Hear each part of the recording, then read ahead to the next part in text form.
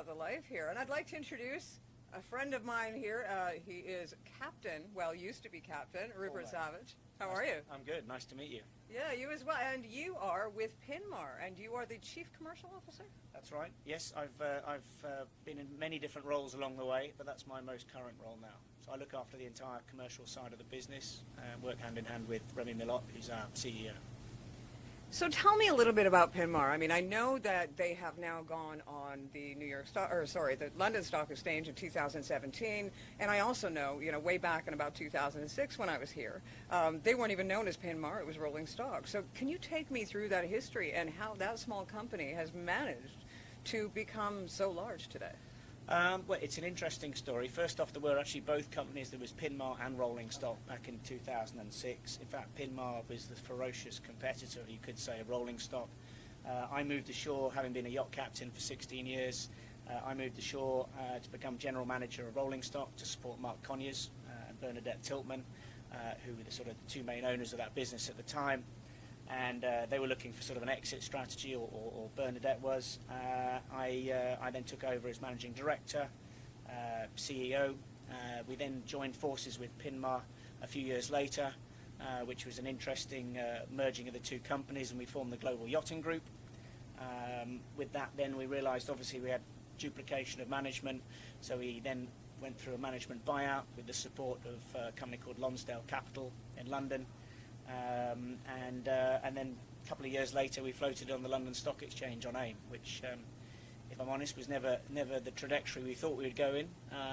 And we're one of the very few companies in the yachting industry that is a PLC. With that comes benefits, negatives, challenges. But no, business, it's been a very interesting journey from two relatively small yacht painting companies. I mean, Pinmar started out here in Mallorca in the 70s. Rolling Stock as a paint company more started out, I think, in the late 80s. And we were the first sort of companies that were painting yachts under these cocoons that you see now. So we really sort of cornered that type of yacht painting where you could paint outside without the need of a shed. And obviously the yachts have got bigger and bigger. We've stretched our wings, had to go out into the wider market, into Europe. I mean, now Pinmar today, we're London based, but head office here in Mallorca, and we have offices and bases in France, in La Ciotat. Barcelona obviously is a major hub of ours, offices in Germany, in Holland and the UK, and in the States we're based in West Palm Beach, Savannah and Florida. So we're quite widely spread, but Mallorca is very much our home turf. So let me ask you a contentious question. You knew I was going to, of course, right? What's going on with the Pinmar? I mean, it was the iconic thing on the calendar for every yachty on the face of the planet was the Pinmar golf tournament. What's going on? I mean, of course, we had this huge launch, and everyone was talking about, the next big thing that was going on. But of course, COVID kind of threw a little wrench into that. Absolutely. So yeah. What's the plans? Well, first of all, I mean, the main reason for deciding to end the era of the Pinmar Golf in the form that it was, we'd run 31 years, and we felt we'd really got everything we could. There was always an expectation of our clients in the industry that we were going to do something better and better every year, and I think I'm proud to say we did. But there comes a limit, and we just felt it was time for a change. No one certainly foresaw COVID coming along.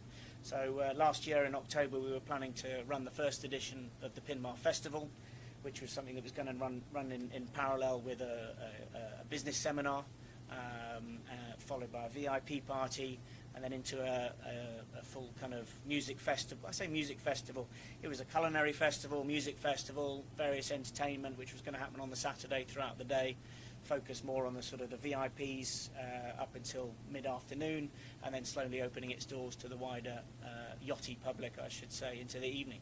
So we were all set, we were about to book acts, we were getting quite excited about it, had a fantastic venue here, deposits paid, sponsorship pretty much signed up, and then COVID came along and put a stop to that.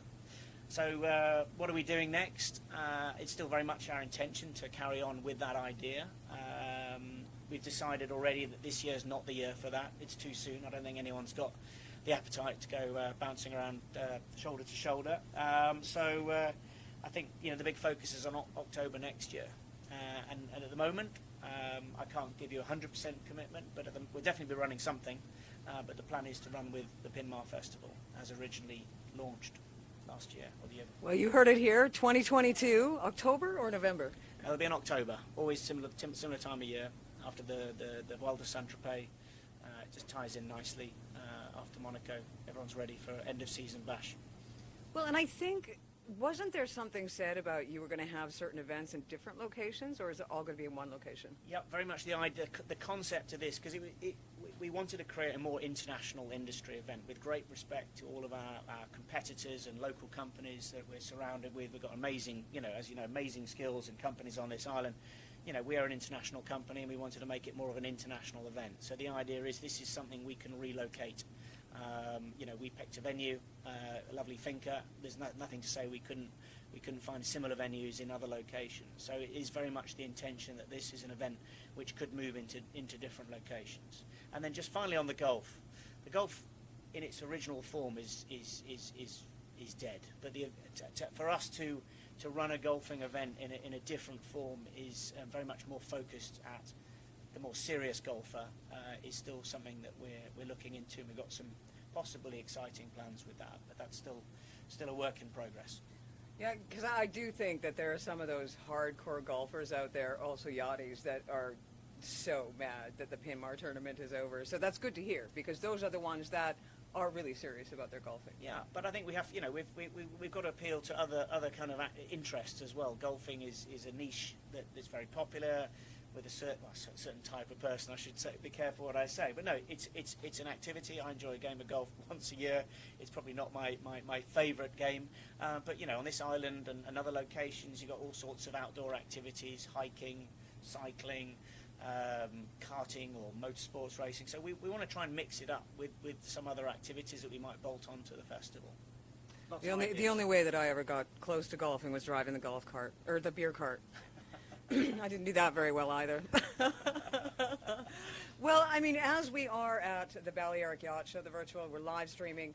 Whereabouts, if somebody wants to come down and check you guys out at the actual Palma Boat Show, do check them out at the Balearic, the virtual stand. If you are somewhere else in the world, if you are planning on coming down to the Palma Boat Show, where are you guys located? So yeah, we're here represented in the show with our yacht chandlery and supply business. So Pinmar Yacht Supply is located down on the main wall. We've got a stand there. Louis Bestard and the team are heading that up. So if you're looking for anything related to the supply side, and of course any inquiries related to yacht painting, I think people generally know where to find us, and we'd be happy to help.